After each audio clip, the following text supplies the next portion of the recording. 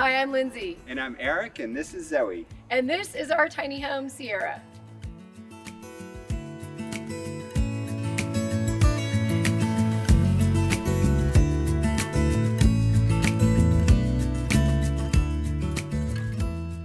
So now we're inside the tiny home, and it's 11-foot ceilings, lots of natural light. We're 8.5 feet wide, and this is our beautiful home.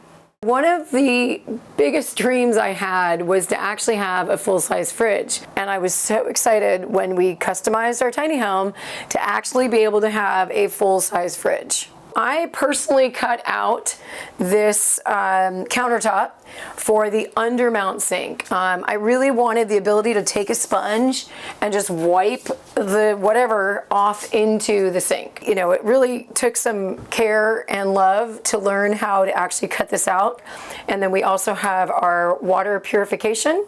So our water system, you can do two things. You can hook up to a pressurized water hose, just like you would do at an RV park or from a friend's house, or you know, whatever city water that's going on, or a well water that's, you know, already pressurized. We also have on board a pump that runs our tank system. We carry 20 gallons of fresh water, which is actually not enough. We figured out we lived about 6 gallons a day between the two of us. So we wanted more storage in our kitchen so we could have more pantry, more places to put dishware, you name it. And so we ended up going with the baskets up top. Well, we thought, well, we're not going to take these down every time we're going to travel and move. So we ended up putting carabiners at the back of the baskets to hook them to the wall, so that when we are somewhere for a long period of time, then we can unhook them and take them down. But it was really great to be able to have that much more storage. We're standing at my husband's special space, right? This is his happy place where he gets to make all the food for the both of us, and we're all about love, so putting love into the food, but we really love the 4-burner stove. He's got the ability to run the small pots and the big pots, but he usually uses about 2 to 3 burners on any given time. We opted for a toaster oven instead of an oven because we really did not want to give up precious shelf space. We don't really cook big things like turkeys or roasts or whatever. We cook, your smaller fare. So the toaster oven worked great. This is an air fryer as well. So this was the best thing that we felt, especially for this part of the counter that really wasn't even going to be used. So a vented hood was super important for me because our last apartment, we didn't have a vented hood. We had the kind of hood that vented inside the house. When we turn on the propane, there is literally a sticker here that says gas on, fan on, please. And so my husband turns on the fan, and now we're cooking, and all of the fumes and food and everything, fumes go outside. Our very first tiny home festival, we actually sat on a couch in a living room. It was like opposite, underneath a loft, and we just felt like, yeah, this feels cozy. If you're gonna put a loft in a tiny home, and what you want underneath it, we wanted our living room underneath it. We can kick back and watch TV or Netflix streaming, you name it, and enjoy our cozy little comfortable area. So we have here our controls, and we first got our access to our mini split, so we can turn it up or down in terms of temperature and flow. We've got our lights to the living room nook, and we've also got a dimmer on that. We've also got the dining room and dimmer lights. That goes to more, we'll call it the dining room kitchen. And then we've got our fan. So we want to turn on the fan. We really love the fan. Moving circulation, classic in tiny homes. Fans are really needed. So when you have a loft, you need either stairs or a ladder. We opted for the ladder, but what we really wanted to do is have the ladder disappear against the wall and reappear. And look at that. You get to put it away, and this interacts with this whole table below, but when we are just the two of us and the two top, then we can just go up the ladder like this. And then we've got this nice handle to hold on to as well. This is our loft, and this is a queen size bed. What I really love about this loft is the head height. I like being able to sit up like this. I mean, I literally feel comfortable. There's even a few inches above, and I'm on the lower slope of our shed roof. So down below, we made sure to have a clearance of 6'7" leaving us a good 4.5 feet that, you know, as you go up on the higher shed side, that's the part where you go into the loft. You want the highest amount of space, but it's still pretty good all the way over here. And then what we also added was the shelving, and we chose to use pallet wood and do a shusugiban, which is a wood burning method. We just felt like it gave us more texture than so much white in our tiny home, and it gave us functionality to hold our books. So we have 2 egress windows in the loft, which are 3 feet wide by 2 feet tall. I see a lot of tiny homes that have much smaller windows. You've got to make sure you do egress windows.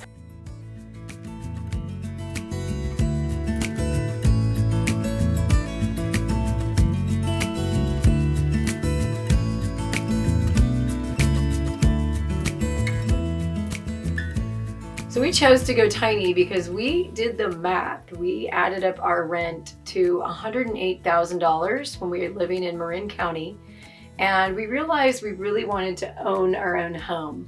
We wanted the financial freedom that comes with actually owning a home, and we also wanted our life to be more portable and the ability to travel and move around with our home. You know, I actually converted a 40-foot tour coach, an old Greyhound bus, into my home. I lived in it for 3 years. I called it the Bamboo Palace, and it was great until the engine needed to be repaired, and that was $1,000 every time. I did not have mechanical experience, so I really knew I wanted to separate my home from the engine. We chose to go with a 33-foot gooseneck version because we also wanted to travel. In fact, the second that we finished, we hit the road. We traveled 6,000 miles around the country and went to 12 different festivals. Welcome to the dance floor, everyone. This is where we can like spread our wings. But now I'm hungry, so I'm just going to pull up my table and hang out or type or whatever. And, oh, my friends are coming over.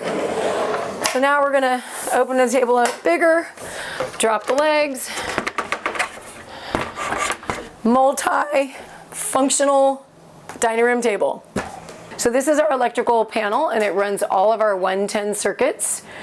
And we've been able to turn off different circuits for our solar system when we really didn't want it to draw a lot of energy. So one of the things we really wanted designed into our tiny home is when you walked in the door, we wanted the bathroom at an angle. So as we step into the bathroom, we have our bathtub, raindrop shower, and steam room all in one. So along with the bathtub, one of the things I was really excited to be able to fit in here was a vanity with pull-out drawers. And to be able to find one, we couldn't go double wide, so we only found this, and I love that it has so much storage. But in addition to that, the LED mirror.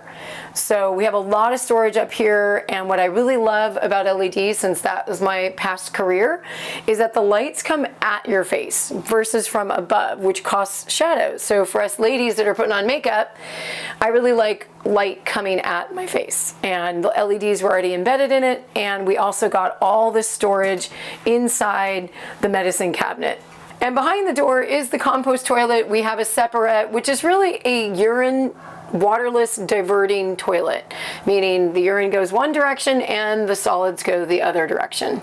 So now we're going to go up into the gooseneck, and this is the stairwell, and we also have a really cool hand-woven rope railing, which is really nice for going up and down with all the people that we've had in our tiny home, all different ages and ranges of ability. It's really great to have something, especially at nighttime when you're coming down. So at the top of our stairs is our barn door with "Home Sweet Tiny Home" written on it. So this is the bedroom now turned into boardroom. We had a Murphy bed here, so this is in a work in progress mode, but we did the same thing with the pallet wood and burning it, the shusugiban method, and we decided that we only really needed one place to sleep, and we have our couch if anyone wants to come over and stay. We really didn't need to sleep 6 people. We call this our crawl-in closet, kind of a spin-off from the walk-in closet. All you need to do is haul yourself up and crawl in. Now, we realize it's not for everybody, but we really wanted to use the space that was above the bathroom, and we also wanted to tuck away our washer and dryer. If we ever need to get access to the roof, which we like to get out on the roof, gives us a whole different perspective, or we also need to clean the solar panels, we just go up here, open this up.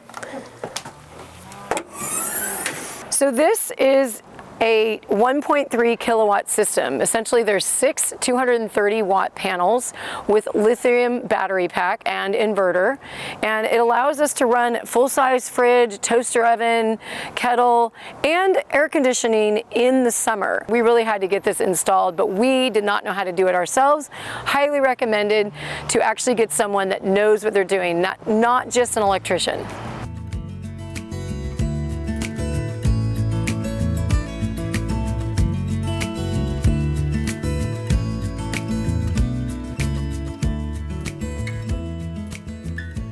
So we were well on our way to getting our custom tiny home build, and then the builder went bust in the middle of the build. We actually got that dreaded phone call where they said, you need to come pick up your tiny home. We were in California at the time, and we needed to drive to Utah to pick up the tiny home because they were closing up shop. So we basically bought a $65,000 shell of a home. We had to finish the kitchen, finish the bathroom, paint all the interior, do all the molding, put in one window. It was a lot to do. All in, we're $105,000 into the home, the tiny home. And then if you add in 8 months of our work and another truck and all that, you're probably looking at like $160,000, $170,000. She's 8.5 feet wide, 13.6 feet tall, and 33 feet long, and she weighs 20,000 pounds. So this is standing seam, which is what is on our roof, and it's known to be either 50 years or lifetime. I'm 50, so it's my lifetime.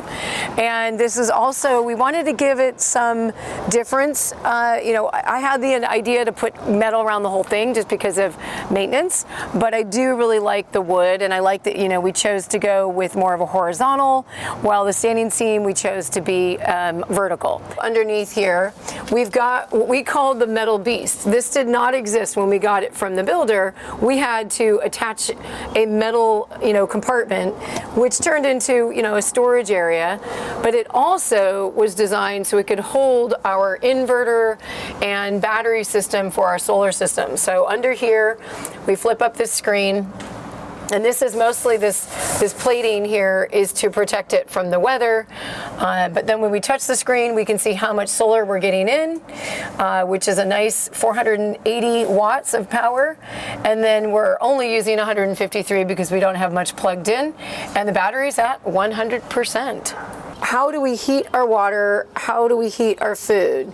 And to do all that on electricity would take probably triple the amount of solar panels. So we went with propane. And so this is currently plumbed into our hot water tank as well as our stove. And it is a 5-gallon tank. And for 2 people on the road, living full time in our tiny home, it lasts about a month. Starting with is our exterior shower. So if we wanted to, you know, get clean from the beach or whatever, we just have your classic RV, open this thing up, and we got the shower hose. And then next here is actually the vent. For the compost toilet, there is always a 5-watt fan going on. And then under here, we've got our freshwater connections. So if we are at an RV park or at a friend's house, we can pull up and plug right into the water. We also put on filters. And then this is our wastewater tank. Our urine line from the toilet dumps into the tank, as well as all of the water from our shower and our sink, and it goes into there, and then we're able to offload it. And then we've got our outlet right here, so if we're doing some stuff outside, maybe having an event. Finally, our 50 amp circuit. And then we can also step this down to a 30 amp, because a lot of RV parks that we've gone to, we only really want the 30 amp. Most tiny homes only really need 30 amp, but we do have the steam room shower that can take a 50 amp. So this is the Pacific West Associates sticker that basically says our home was built to an RV park model standard. It basically just says that, you know, all the electrical was done correctly, all the, you know, manufacturing of the walls and the framing and attachments to the trailer, you name it. And one of the biggest benefits, I think, and why we chose to do it is for resale value. You know, if we ever wanted to sell the home, we could basically tell someone, look, someone else has basically certified that this home was built to a standard. The other big reason is that all this legalization of tiny homes, eventually what that means, say you put a tiny home in a backyard, say in San Diego where it's legal, it has to meet a certain standard based on the state.